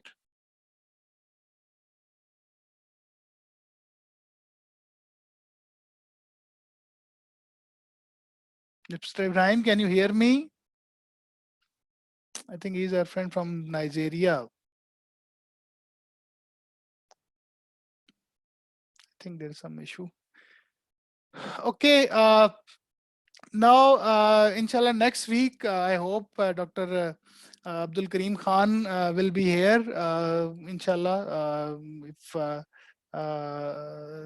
things are better and he's able to join us. So we'll be having around maybe 2-hour session with him. Dr. Abdul Karim Khan is, I think, one of the leading name in Pakistan in organizational behavior research. There are a few people from Pakistan who have published in Journal of Organizational Behavior or Journal of Management or many other journals of leading journals of psychology.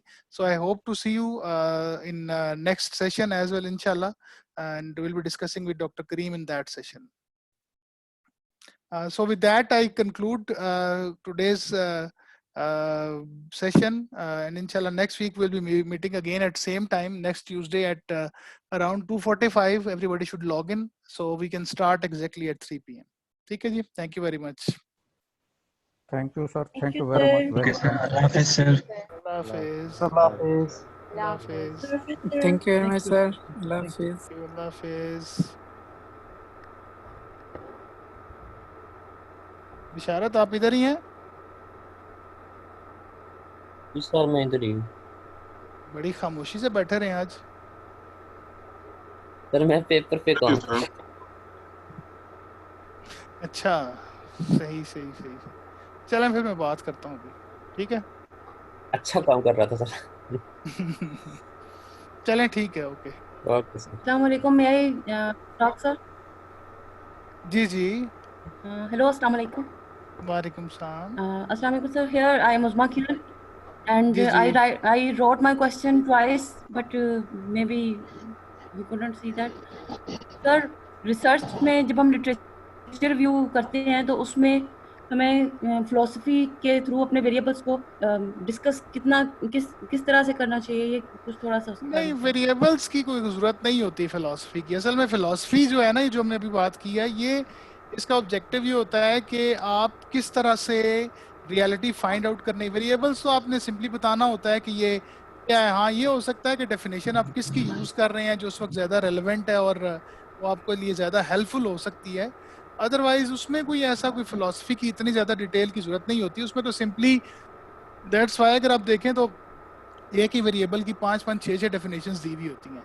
उसमें से फिर आप relevant definition लेते हैं और normally that definition is what your sort of philosophical assumption about that variable is कि मेरे ख्याल में ये वाली डेफिनेशन ठीक है, वो उससे मैच हो रही होती है वो, वरना लिटरेचर रिव्यू में इसकी इतनी ज़्यादा ज़रूरत नहीं होती।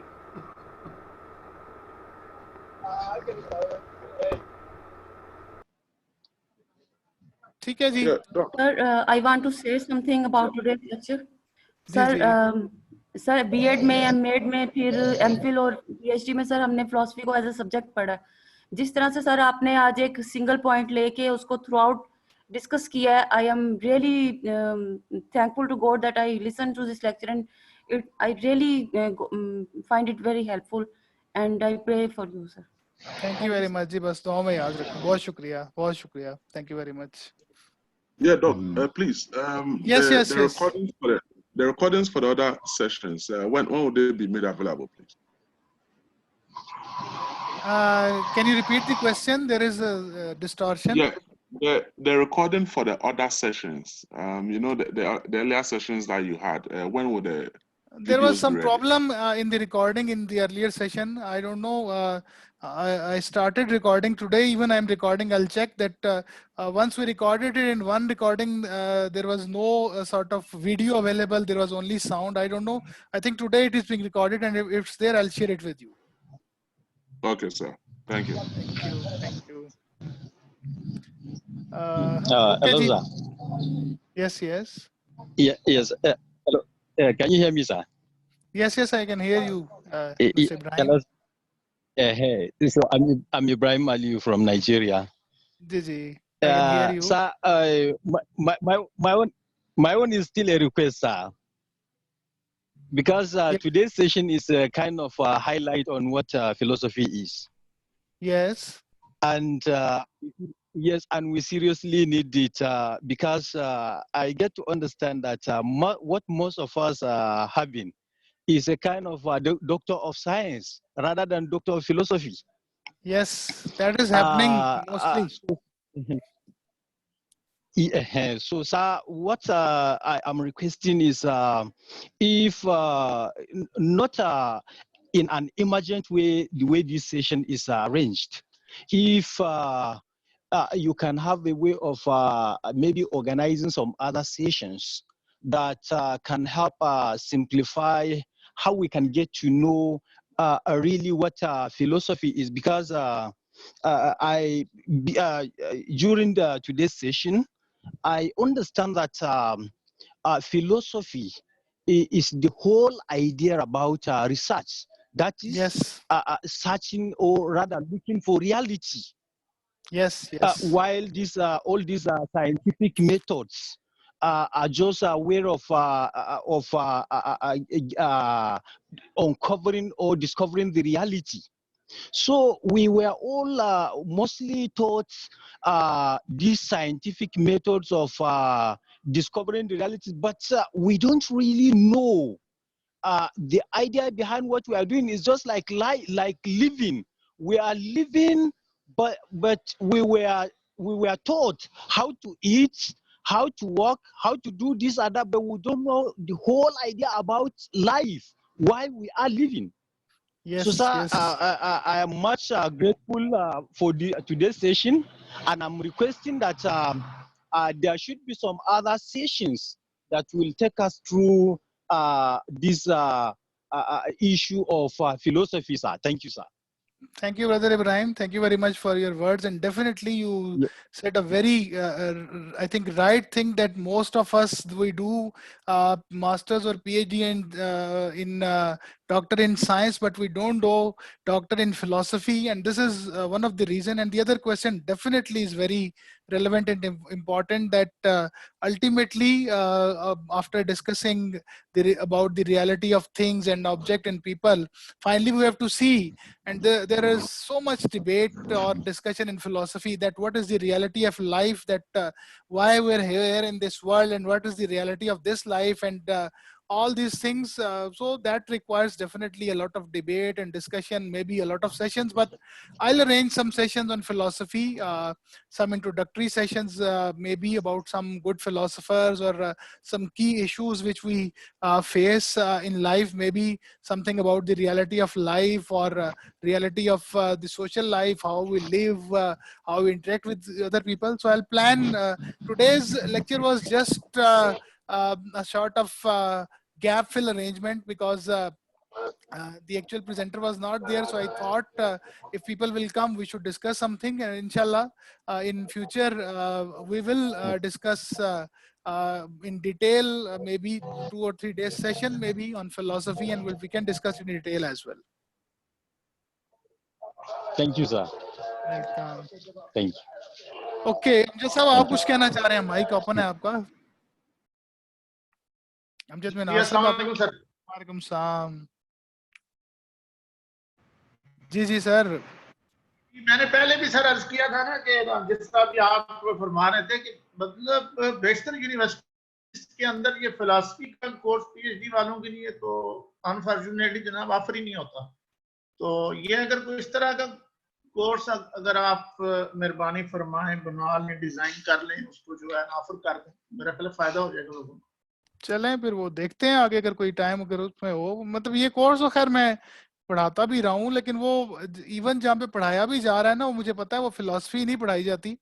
वो 3-4 जो फिलॉसफी की चीजें हैं ना रिसर्च से रिलेटेड, लाइक पॉजिटिविज्म और पोस्ट मॉडर्निज्म, कुछ उस पर डिस्कशन और उसका ये तरीका है, वो लोग उसी को फिलॉसफी समझते हैं। हालांकि वो ऐसे ही है जैसे आप फिजिक्स पढ़ रहे हैं और उसमें से आप न्यूटन फर्स्ट लॉ और 3 लॉज पढ़ लें और कहें जी कि ये फिजिक्स है, तो वो कुछ एस्पेक्ट सिर्फ पढ़ा के लोग समझते हैं कि हमने फिलॉसफी पढ़ ली है। फिलॉसफी तो बहुत ही इन डेप्थ, मैं तो अभी भी जो बात की है ये बिल्कुल, अब कांट की जो बुक्स लिखी हुई है ना उसका वॉल्यूम ही कोई पता नहीं कितने लाख पेजेस का है। तो अब ये इनका तो इतनी बातें, उसमें से सिर्फ वो चीजें जो उसमें भी एमएस के स्टूडेंट्स हैं और जो उन्हें जो समझ आए उसको लेके आ रहे हैं। तो पीएचडी के लिए तो डेफिनेटली, और बड़ा ये मतलब हेल्प करता है फिलॉसफी की अंडरस्टैंडिंग आपको, not only in research, generally जो आप जिंदगी गुजारते हैं अपनी सराउंडिंग में देखना चीजों को। अब ये जैसे उसकी एग्जांपल है वो एरिस्टोटल की, आप देख लें, या कांट की, के एक्चुअल दुनिया तो एक इमेजिनरी, एरिस्टोटल के खास तौर पे बहुत अच्छा वो काम है कि हम जो है वो एक अपनी इल्यूजनरी वर्ल्ड में रहते हैं, वही हमारी दुनिया होती है, एक्चुअल जिंदगी कुछ और है, हम कुछ और गुजार के चले जाते हैं। तो ये सारे पॉइंट्स बड़े ही आई थिंक रिलेवेंट और इम्पोर्टेंट हैं, और at least for PhD students this must be clear, और ये डिस्कस होने चाहिए क्लासेस में, ताकि मतलब it's not only about this thing that we should be knowing about research and do publishing papers. PhD should appear like a PhD, a scholarly thought. वो जब बात करे, कहीं डिस्कशन करे, तो पता चले कि कोई PhD बोल रहा है। वो एलिमेंट इसीलिए मिसिंग है कि हमने उसे रिस्ट्रिक्ट कर दिया है कोर्स वर्क तक और रिसर्च पब्लिकेशंस तक और थीसिस तक। तो वो तो हर कोई कर जाता है, लेकिन उसके बाद जब वो कोई बात करता है, लोग कहते हैं यार ये PhD तो कर ले है, लेकिन ये लगता नहीं है कि ये PhD है, क्योंकि उसमें वो वाला फिलोसफिकल या स्कॉलरली उसकी सॉर्ट ऑफ ट्रेनिंग ही नहीं हुई होती। ये बहुत बड़ा एक गैप है, लेकिन कोई भी यूनिवर्सिटी इस पर सोचती भी नहीं है, बिल्कुल 0%। ये सिंपली थिंक के बस कोर्स पढ़ाएं और थीसिस कराएं और बस स्टूडेंट प्रोड्यूस करते जाएं। ये वाला एलिमेंट तो मतलब ये वैसे मैं कभी कभार से कुछ क्लासेस में छेड़ देता हूं, वरना इसके बारे में तो किसी का कंसर्न ही नहीं है। बिल्कुल ऐसा। चलें जी, ठीक है जी everyone, thank you very much, इंशाल्लाह see you next week. Sir thank you very much sir. Last question जी जी सर, गुजारिश ये है कि बहुत खुशी हुई है, I am from Islam university Balpur, so I feel very happy. I'm assistant professor or doing PhD in this university. I feel very happy to listen you. मेरा क्वेश्चन ये है कि जनाब ने फरमाया है कि जो रिसर्चर है he is or she has to find the reality. जी जी। हमारे यहाँ ये होता है कि the factor affecting customer loyalty, जब ये चीज हम फाइंड आउट कर लेते हैं, तो can we say that we have found a reality? वो अरिस्टोटल ने कहा था illusion of reality, that is much more appropriate term for it. That is just a class assignment or a thesis or an activity to get a grade. That is not the reality.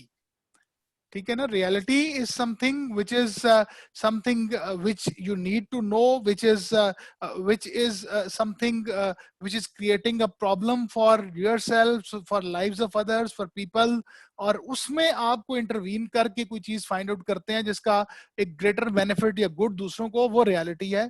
मैं भी जो research कर रहा हूँ उसमें reality कम ही होती है unfortunately. हम जो बाउंड हैं चीजों को पब्लिश करने के लिए और थीसिस करने के लिए, तो वो उसे we can not say reality, that is just addition in already existing illusion. पहले ही है उसमें और इल्यूजन हम ऐड कर देते हैं।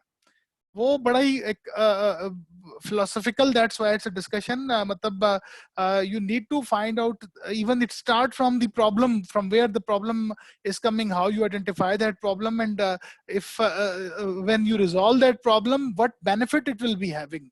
दूसरों की जिंदगी से इसमें क्या कोई चेंज या फायदा होगा, या इससे क्या हमारा तो वो प्रॉब्लम रिसर्च क्वेश्चन ही यहाँ से शुरू होता है कि 2 वेरिएबल्स हैं, तीसरा नहीं स्टडीड, और इसको स्टडी करने से ये कोई कमाल हो जाएगा। तो फिर उसमें तो फिर रियलिटी ऐसी ही पता चलेगी, which is just an illusion of reality, that is not reality. Sir आपने काउंटर फीट की बात की है, काउंटर फीट वर्ड जैसे नकली नोटों की दुनिया में रहने वाला रिसर्चर जो है, जब वो एक नकली नोटों की दुनिया में ही खेलता रहा और जिंदगी गुजारता रहा, तो हाउ वुड ही और she would be able to find out कि असली नोट कौन सा है?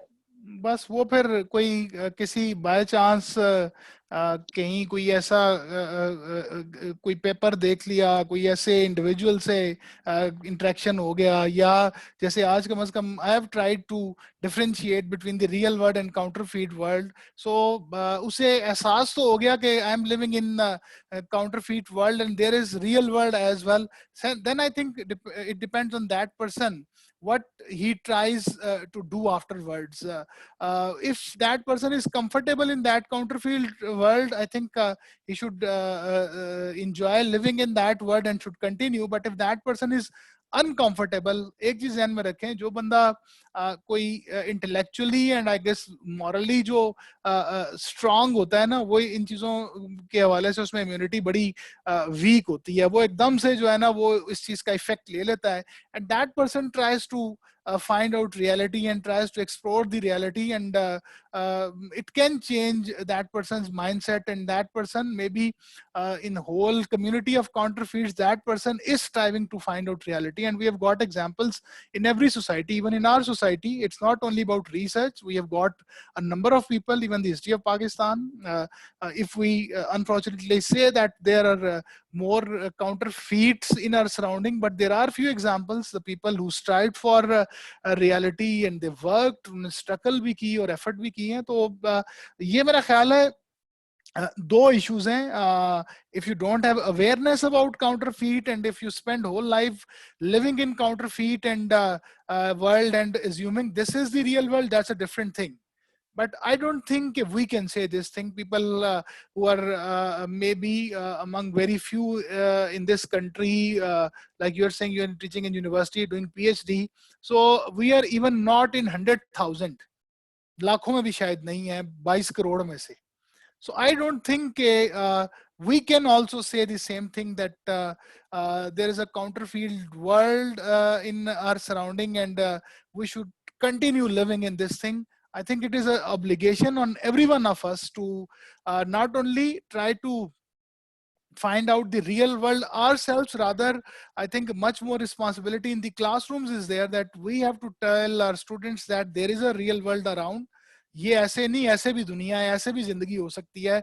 कम से कम जो नई जनरेशन है उनको गाइड करने की रिस्पॉन्सिबिलिटी हमारे में जरूर बनती है, कि हम उन्हें कम से कम जरूर बताएं कि सब कुछ ऐसे ही नहीं होता, इसके अलावा भी एक दुनिया है, और उसके accordingly I think being a teacher, our responsibility it increases many fold. If it's just about research, so that may be our individual choice or decision, but when we're talking about it as a teacher, फिर responsibility बहुत बढ़ जाती है. Thank you very much. I think you have told us that there is a concept of divine power. जी बिल्कुल, वो भी बहुत important. कोई अपना for a longer period of time, and through divine power, Hazrat Muhammad sallallahu alaihi wasallam, he told. बिल्कुल जी बिल्कुल. असल मसला मैंने इसलिए ज्यादा बात नहीं की क्योंकि हमारे पार्टिसिपेंट्स में ना बाहर से भी बहुत और मुख्तलिफ रिलीजन के फॉलोअर्स होते हैं, तो दैट्स व्हाई आई थॉट कि it's not a good idea क्या इस sort of इस फोरम में मैं कोई उस पे ज्यादा बात करूं, बट फॉर दैट हमारे पास तो फलसफा फिलॉसफी, इसको बेसिक्स पढ़ने के बाद इमाम गजाली और इन लोगों की आप चीजें पढ़ें तो बहुत ज्यादा क्लैरिटी है इसमें कि ये रियल वर्ल्ड है क्या है. और अभी somebody was asking about the reality of life. I think it's not a problematic question, at least for Muslims. We know what is the reality of this life, what this life is all about, and what we have to do. But still, we have to go with the world and see what they say. और एक दुनिया में रहते हुए reality का एक और concept है, और हमारे पास तो I think everything is clear. We know exactly everything, but still, although we don't maybe follow that thing, or we simply read or say, otherwise we don't need to indulge in much philosophies when we have simple concept of this divine guidance. उससे बहुत सी चीजें आसान हो जाती हैं.